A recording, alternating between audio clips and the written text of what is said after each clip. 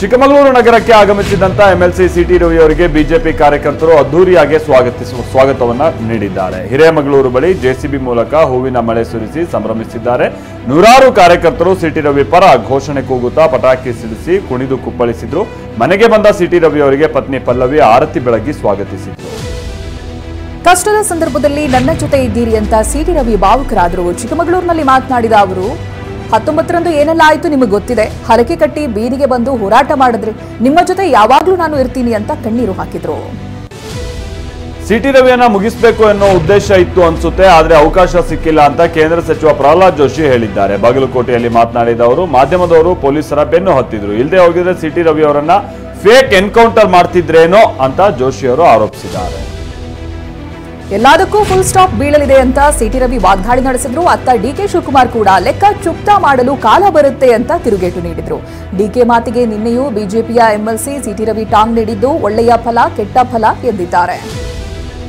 BJP MLC city Ravi ಬಂಧನ ಆಗಿ release ಆದ್ರೂ ಮಾತಿನ ಯುದ್ಧ ಮುಂದುವರೆದಿದೆ. ಕಾಂಗ್ರೆಸ್ ವಿರುದ್ಧ ಅಬ್ಬರಿಸ್ತಾ ಇರುವ ಸಿಟಿ ರವಿ ಟಿವಿ9 ಎಕ್ಸ್ಕ್ಲೂಸಿವ್ ಸಂದರ್ಶನದಲ್ಲಿ ಮಾತನಾಡಿದ್ರು. ಕಾಂಗ್ರೆಸ್ನವರು ದೊಡ್ಡ ಗಾಯ ಮಾಡಿದ್ದಾರೆ, ಅಷ್ಟು ಬೇಗ ಅದು ಮಾಯೋದಿಲ್ಲ ಅಂತಾನೂ ಗುಡುಗಿದ್ದಾರೆ. ಸೌರಶಕ್ತಿಯ ವಿದ್ಯುತ್ ದೀಪಗಳಿಂದ ವಿಶ್ವವಿಖ್ಯಾತ ಗೋಳಗೊಮ್ಮಟ ಸ್ಮಾರಕ ಕಂಗೊಳಿಸ್ತಾ ಇದೆ. ಈ ದೀಪಾಲಂಕಾರಕ್ಕೆ ಜಿಲ್ಲಾ ಉಸ್ತುವಾರಿ ಸಚಿವ ಎಂಬಿ ಪಾಟೀಲ್ ಚಾಲನೆ ನೀಡಿದ್ರು. ಬಳಿಕ ಮಾತನಾಡಿದ ಅವರು ಜಿಲ್ಲಾಡಳಿತ, ಪ್ರವಾಸೋದ್ಯಮ ಇಲಾಖೆ ಹಾಗೆ ರಿನ್ಯೂ ಪ್ರೈವೇಟ್ ಲಿಮಿಟೆಡ್ ಸಂಸ್ಥೆಯ ಸಹಯೋಗದಲ್ಲಿ ಕಾರ್ಯಕ್ರಮ ಮಾಡಲಾಗಿದೆ ಅಂತ ಹೇಳಿದ್ದಾರೆ. ಮಂಡ್ಯದಲ್ಲಿ ನಡೆಯುತ್ತಿರುವ 87ನೇ ನುಡಿ ಜಾತ್ರೆಯಲ್ಲಿ ಸ್ವರಯಾತ್ರೆ ಸಂಭ್ರಮ ಮನೆ ಮಾಡಿತ್ತು. ಕನ್ನಡ ಸಾಹಿತ್ಯ ಸಮ್ಮೇಳನದಲ್ಲಿ ಖ್ಯಾತ ಸಂಗೀತ ನಿರ್ದೇಶಕ ಅರ್ಜುನ್ ಜನ್ಯ ಟೀಮ್ ಸಂಗೀತ ಸಂಜೆಗೆ ಜನರು ಕಿಕ್ಕಿರಿದು ಸೇರಿದ್ರು. ಹಚ್ಚೇವು ಕನ್ನಡದ ದೀಪ ಹಾಡಿನ ಮೂಲಕ ಲೈವ್ ಕಾನ್ಸರ್ಟ್ ಆರಂಭಿಸಿದ ಅರ್ಜುನ್ ಜನ್ಯ ತಂಡದ ಹಾಡಿಗೆ ಜನರು ಶಿಳ್ಳೆ ಚಪ್ಪಾಳೆ ಹೊಡೆದು ಸಂಭ್ರಮಿಸಿದ್ರು. ಮಂಡ್ಯದಲ್ಲಿ ನಡೀತಾ ಇರುವ 87ನೇ ಅಖಿಲ ಭಾರತ ಕನ್ನಡ ಸಾಹಿತ್ಯ ಸಮ್ಮೇಳನ ಕಾರ್ಯಕ್ರಮದಲ್ಲಿ ಸುವರ್ಣ ಮಹೋತ್ಸವ ನೆನಪಿನಲ್ಲಿ ವಿವಿಧ ಕ್ಷೇತ್ರಗಳಲ್ಲಿ ಸಾಧನೆ ಮಾಡಿದ 46 ಸಾಧಕರಿಗೆ ಸನ್ಮಾನ ಮಾಡಲಾಗಿದೆ. ಜಿಲ್ಲಾ ಉಸ್ತುವಾರಿ ಸಚಿವ ಚಲುವರಾಯಸ್ವಾಮಿ ಸಾಧಕರಿಗೆ ಸನ್ಮಾನ ಮಾಡಿ ಗೌರವಿಸಿದ್ದಾರೆ. ಮಂಡ್ಯದಲ್ಲಿ ನಡೆಯುತ್ತಿರುವ 87ನೇ ಅಖಿಲ ಭಾರತ ಕನ್ನಡ ಸಾಹಿತ್ಯ ಸಮ್ಮೇಳನಕ್ಕೆ ಇಂದು ತೆರೆ ಬೀಳಲಿದೆ. ಅತ್ತ ನಿನ್ನೆ ನಡೆದ ಸ್ವರಯಾತ್ರೆ ಕಾರ್ಯಕ್ರಮದಲ್ಲಿ ಸಚಿವ ಚಲುವರಾಯಸ್ವಾಮಿ ಭರ್ಜರಿ ಡ್ಯಾನ್ಸ್ ಮಾಡಿದ್ದಾರೆ.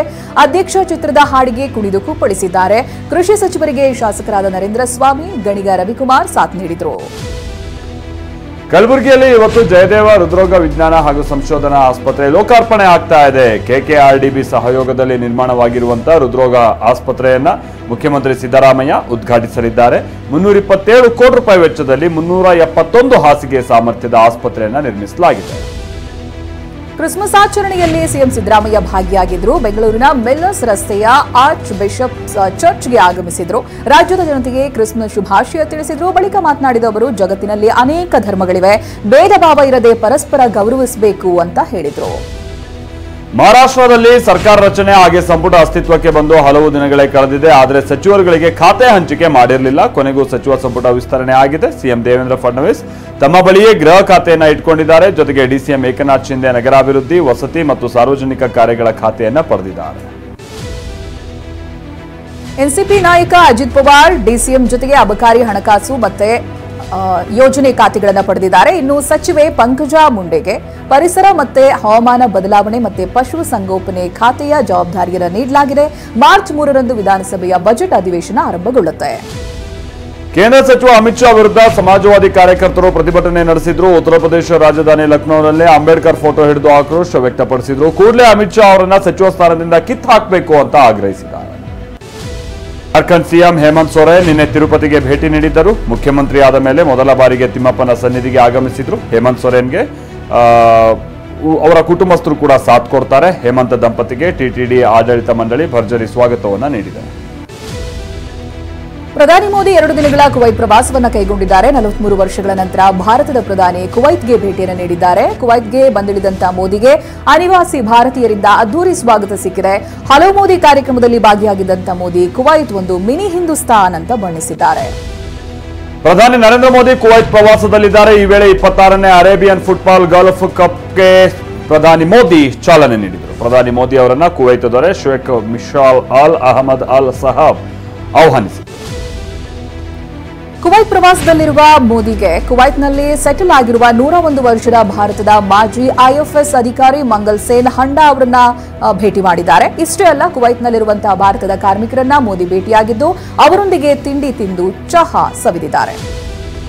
ಅಶ್ವಿನ್ ನಿವೃತ್ತಿ ಬಗ್ಗೆ ಸ್ಟಾರ್ ಆಲ್ರೌಂಡರ್ ರವೀಂದ್ರ ಜಡೇಜಾ ಪ್ರತಿಕ್ರಿಯಿಸಿದ್ದಾರೆ. ಅಶ್ವಿನ್ ನಿವೃತ್ತಿ ಹೇಳೋದಕ್ಕೂ 5 ನಿಮಿಷಗಳ ಮುನ್ನ ನನಗೆ ಮಾಹಿತಿ ತಿಳಿದಿತ್ತು ಅಂತ ಜಡೇಜಾ ತಿಳಿಸಿದ್ದಾರೆ. ಜಡೇಜಾ ಹೇಳಿಕೆಯಿಂದ ಅಶ್ವಿನ್ ನಿವೃತ್ತಿ ಬಗ್ಗೆ ಮತ್ತಷ್ಟು ಗೊಂದಲಗಳು ಶುರುವಾಗಿದೆ.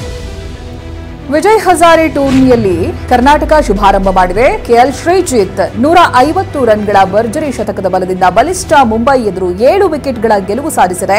ಈ ಮೂಲಕ ಪ್ರಸಕ್ತ ಟೂರ್ನಿಯಲ್ಲಿ ಖಾತೆ ತೆರೆದಿದೆ. ಹಾಲಿ ಚಾಂಪಿಯನ್ ಕೋಲ್ಕತಾ ನೈಟ್ ರೈಡರ್ಸ್ ತಂಡ ಹೊಸ ನಾಯಕನ ಹುಡುಕಾಟದಲ್ಲಿದೆ. ನಾಯಕ ಶ್ರೇಯಸ್ ಅಯ್ಯರ್ ಅವರನ್ನ ಫ್ರಾಂಚೈಸಿ ಹರಾಜಿಗೂ ಮುನ್ನ ತಂಡದಿಂದ ರಿಲೀಸ್ ಮಾಡಲಾಗಿತ್ತು. ವರದಿಗಳ ಪ್ರಕಾರ ರಿಂಕು ಸಿಂಗ್ ನೂತನ ನಾಯಕನಾಗಿ ನೇಮಕಗೊಳ್ಳಲಿದ್ದಾರೆ ಅಂತ ಹೇಳಲಾಗ್ತಾ ಇದೆ.